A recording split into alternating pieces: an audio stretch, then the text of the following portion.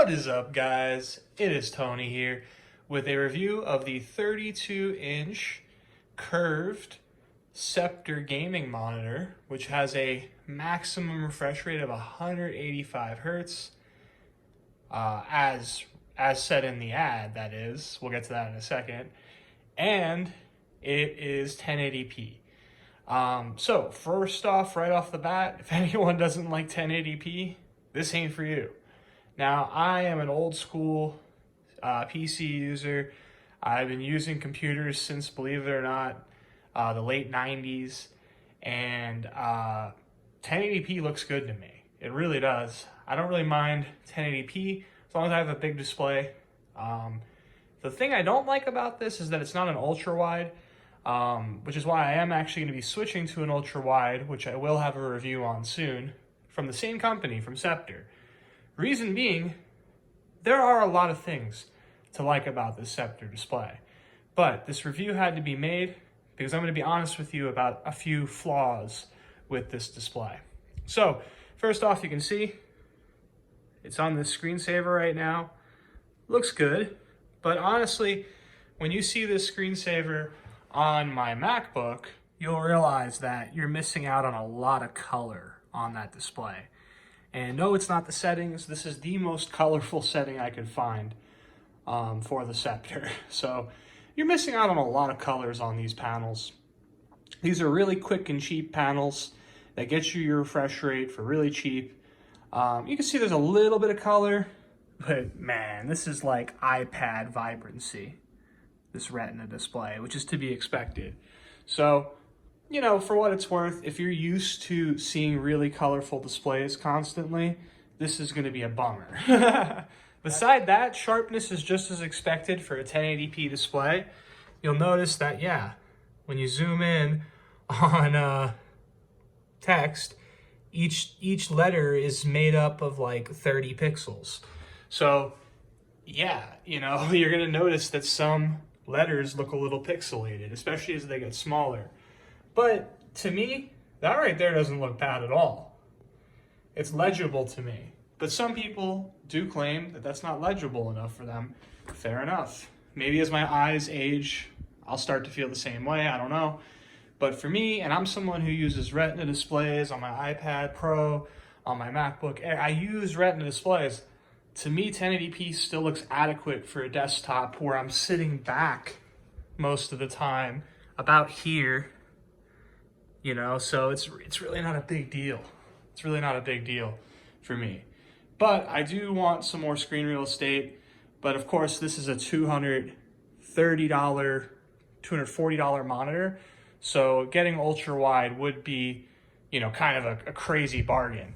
But you can get the Sceptre, the same display pretty much, with less refresh rate in an ultra wide configuration, same resolution. And it is not that much more. It's only like a little over $100 more. Actually, I think it is exactly $100 more. So that's what I'll have a review coming out on soon. So other things that I gotta mention real quick. The display port does not go to 185 hertz. Now, I've seen some people claiming that it did work for them. But for me, on the Mac, my maximum refresh rate is 120 hertz. Now, I've actually seen it go to 144 in the past. I don't know why it's at 120 now, but it does do 144 sometimes. But I've never seen it get to 185. When I go over to Windows, it says 144 as well.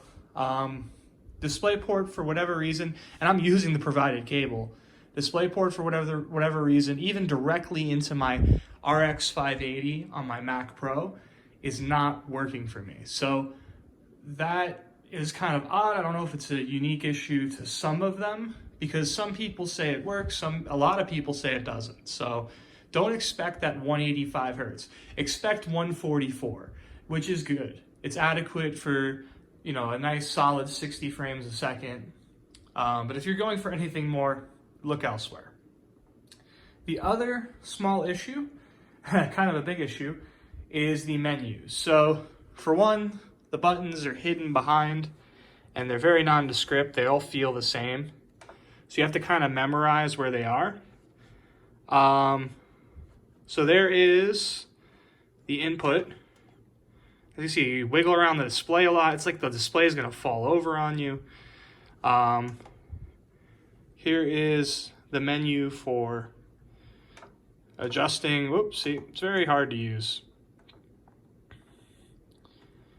So let's see if we could check this out.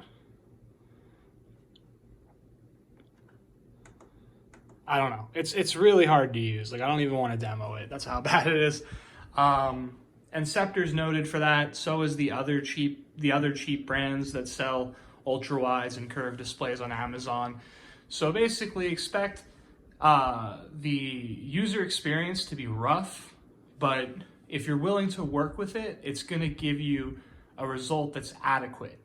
That's basically what you're dealing with here. Now, another thing I want to show you really quickly is how the display looks in terms of pixels. Are there any dead pixels? Are there any dead zones? So let's do a test for that real quick. All right, so real quick, here's a nice white display. And looking at this, I gotta admit, to my naked eye, there's only a slight bit of vignetting on the left and right edge. Vertically, there's no vignetting at all. I think you guys can see that in camera. There's a little vignetting on the left and right edge in terms of the light. That's not too shabby. Now, switching to the black pane, I actually am not seeing much light leak. That's surprising. If you look down low, because of course you're seeing the reflection of my keyboard. Down low, the bottom here, no light leak. No light leak along the edges. That is nice. Not too bad. I actually haven't done this test yet, because overall it's looked great.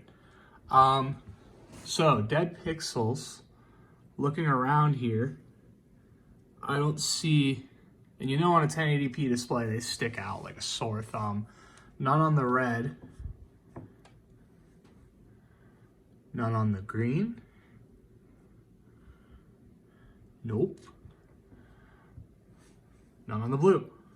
So, no dead pixels. Nice even light dispersion. It's basically just, you know, a 1080p panel, you know, that's relatively fast. Like I said, I'm getting up to 144 hertz. Some people claim they get 165. Some people claim they get 185, the full advertised refresh rate. I'm happy with the 144, so I'm not complaining about it, but I am going to see how I like the ultra wide. I'll be doing a review on that soon. Thank you guys for watching. I'll see you guys in the next one.